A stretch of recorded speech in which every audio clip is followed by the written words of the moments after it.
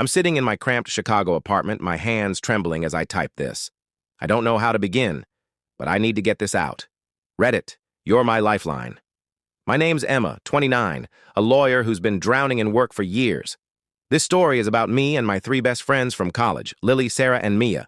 We thought our friendship was rock solid, but a single weekend at a Lakehouse cracked it open with secrets, heartbreak, and betrayal, only to stitch us back together in ways I never saw coming. It's a long one, but trust me, it's a wild ride, and I need your advice at the end. It all kicked off with a group chat notification that buzzed my phone late one night. Lily, the spark plug of our group, sent a message. Girls, it's been forever. Lakehouse weekend at my family's place? No excuses. I smiled, feeling a flicker of warmth I hadn't felt in months.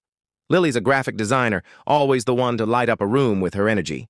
Sarah's the steady one, a nurse who's there when you're falling apart. Mia's the dreamer, a poet who's been burned by love too many times. Me? I'm the one buried in legal briefs, single and honestly kind of adrift. We hadn't met up in a year, my job and their lives pulling us apart. I typed back, "Count me in. Need a break from depositions." The Lakehouse was a few hours outside Chicago, tucked against a shimmering lake framed by pine trees. When I pulled into the driveway, Lily was on the porch, waving like she'd won the lottery. "Emma, you look like you haven't slept since law school," she teased, yanking me into a hug. Sarah was unloading grocery bags from her car, her blonde ponytail bouncing as she juggled wine and chips. Mia rolled in last, her old Honda coughing to a stop. Her eyes were puffy, like she'd been crying, but she managed to smile when we all piled on her for a group hug. "Rough week," she mumbled, clutching her notebook like a lifeline. We spent the first day sprawled on the living room floor, surrounded by pizza boxes and cheap Merlot. Lily was radiant, gushing about her new girlfriend, Claire, who she'd met at an art exhibit. "She's different, you guys. She sees me," Lily said, her eyes bright. Sarah nodded, but her smile was tight, not quite reaching her eyes. She talked about her hospital shifts, how they were draining her, but dodged questions about her husband, Mark. Mia sipped her wine, scribbling in her notebook, and when I asked about her dating life, she shrugged. "Same old..."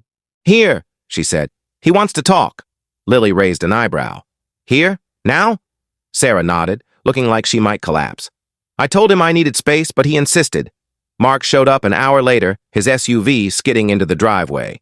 He was tall, with dark circles under his eyes that mirrored Sarah's. We gave them space, retreating to the porch, but we could hear bits of their argument, words like trust and distance. Mia was restless, checking her phone constantly. I caught a glimpse of a message to someone labeled K. My heart sank. Was Mia K? Was she involved with Mark?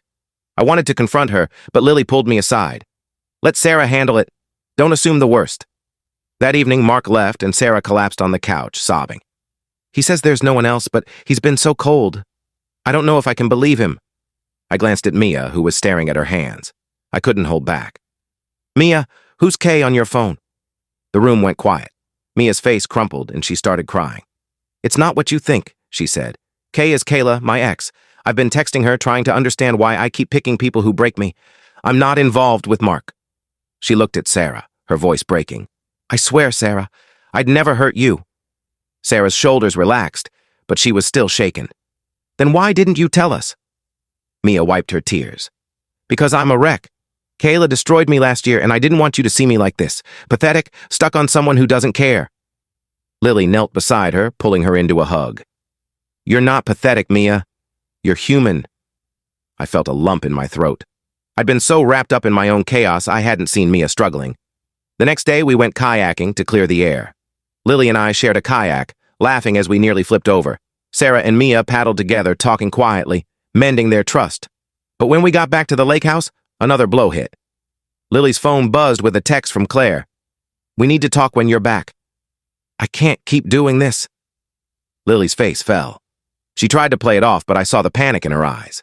"She's probably just stressed," she said, but her voice was shaky. That night, we sat by the lake under a blanket of stars. Lily opened up. "Claire's pushing for more commitment, but I keep pulling back. I'm scared of losing myself in a relationship again." Sarah nodded, her own pain fresh. "I get it. I stayed with Mark because I was scared of being alone. But maybe alone is better than unhappy." Mia, still raw from her confession, added, "I keep chasing love that hurts. Maybe it's time I stop running." I listened, feeling my own walls crack. "I've been hiding behind work," I admitted.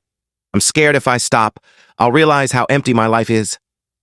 The honesty was like a tidal wave. We cried, laughed, and promised to hold each other up, no matter what. But the biggest twist came the next morning. I woke to find a letter slipped under my door, written in Mia's flowing handwriting. "Emma, there's something else I didn't tell you. Meet me by the lake at sunrise." My heart raced as I walked to the shore, where Mia stood, clutching her notebook.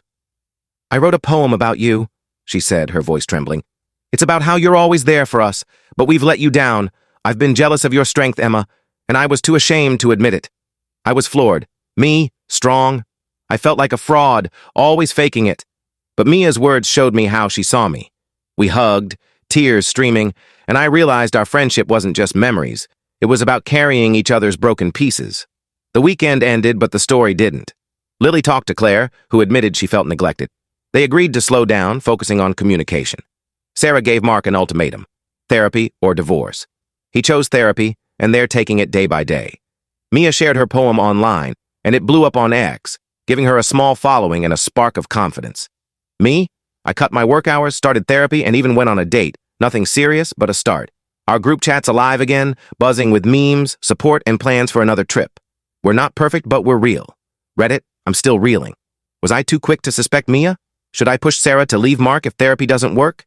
And this date? Should I give it a shot or focus on me? Thanks for listening. This messy, beautiful story is ours, and I'm grateful for it.